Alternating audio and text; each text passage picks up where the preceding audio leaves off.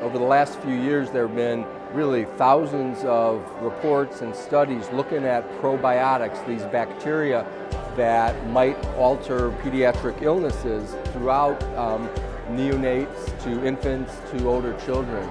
And they're really quite controversial because despite the fact that there have been so many studies, it's not clear where they're clearly efficacious and where we need to do more work. So in the session today, we're going to look at 4 of the particular conditions that they're most studied in and examine whether we should be using them as standard of care in our practices.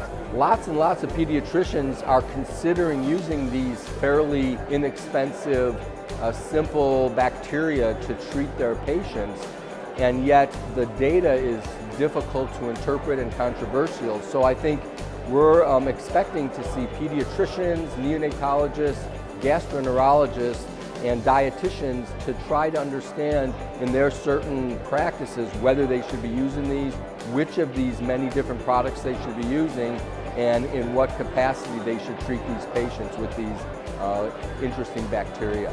Our intent is for them to have a better framework for considering using these in the conditions of infantile colic and inflammatory bowel disease, whether you should give them to the high-risk premature infants to treat or prevent necrotizing enterocolitis.